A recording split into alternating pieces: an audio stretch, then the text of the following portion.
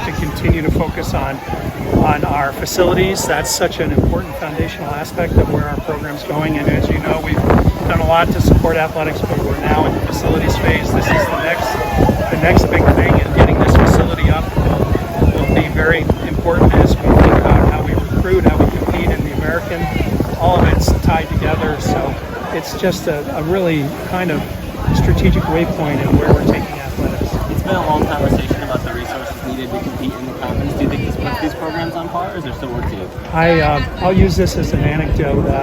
Last year for the Alamo Bowl, Oklahoma used our race facility here as a prep for the game, and they were blown away by it, and they wish they had the equivalent up in Norman. And if Oklahoma is happy with race, it just tells you about building brick by brick where we're going as an enterprise, and facilities are essential.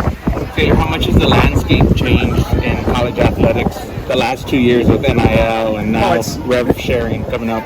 The world has changed dramatically around conference realignment, around the portal, around NIL, around the House settlement that's likely to come in some time next year, and it's transformed how we all are thinking about collegiate athletics. It's making us very wistful for the old days, if I might actually confess to, but it's the new way, and we're going to be pivoting as we go forward. How important is it to have a facility next year, their facility?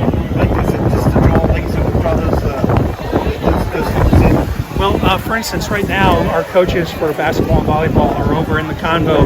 Having them here next door to Lisa's office and all the other coaches is just really, really important for us. So it's, convergence in people and collisions of people as they collaborate and strategize and train and prepare for being the best student athletes ever. You have to have facilities, you have to have people that support the student athletes, you need places to do it, and co-locating all of it is really powerful.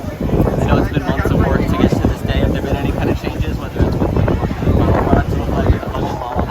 It's evolved exactly like we envisioned, and it's going to be exactly what we need, and it's going to be so powerful for our three coaches to be able to recruit with this facility in mind. They've already been using the renderings as they recruit, and when I talk to parents and student athletes who are being recruited for women's basketball, men's basketball, and volleyball, I talk about this all the time, so it's already working.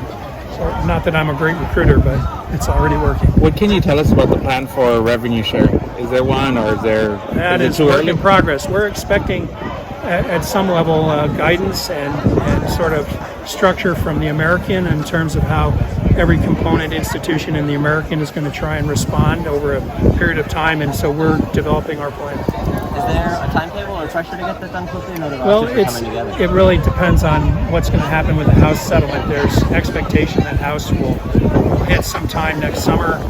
There's still all sorts of opportunities for legal intrusion in the process and further refinement of what it might look like. And predicting that in absolute terms is very difficult because of all the complexities that are involved. But pretty much everybody's planning for what the House is going to look like starting next summer. Do you support revenue sharing, like conceptually, as an addition to the landscape? Conceptually, I do, but I also have to say that if you look at where this could all be evolving,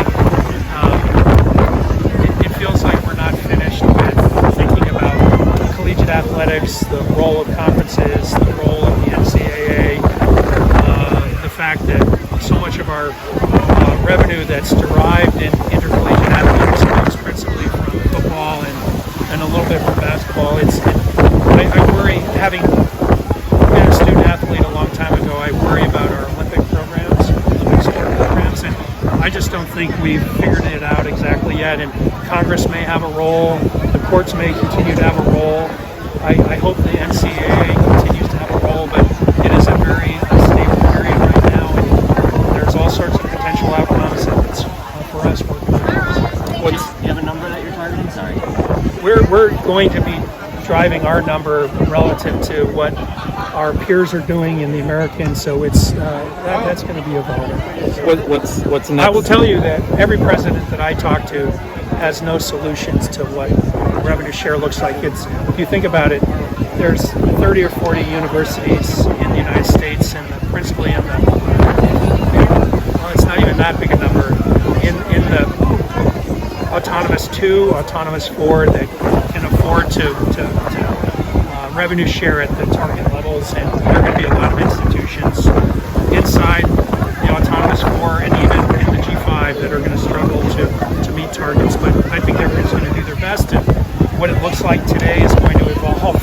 In 2 years, it will keep changing, it will continuously evolve. I know UTSA just joined the American, and there's some pretty larger, more established institutions in that conference. But where do you want to see the athletic program kind of ranked in there in terms of budget, revenue sharing? We want to remain competitive in the American, so that means we have work to do.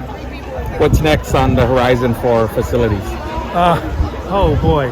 I want to see this built, but I am already contemplating what a new convocation center might look like, where we need to go in that space. That's always been next on our list. Obviously, we have some very important things that are already in the works. It has to do with how we're going to be modifying the facilities for our baseball and softball teams. That's going to be the next big thing. But beyond that, what's on my mind looking over the horizon is what to do with our convocation center.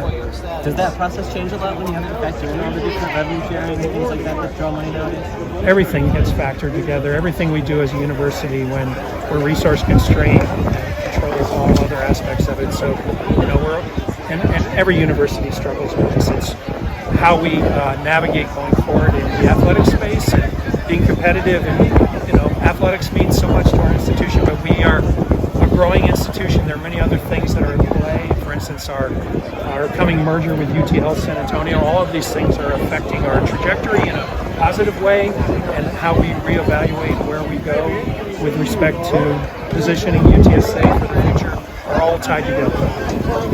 Okay, appreciate you. Thanks. Thank you. Yeah.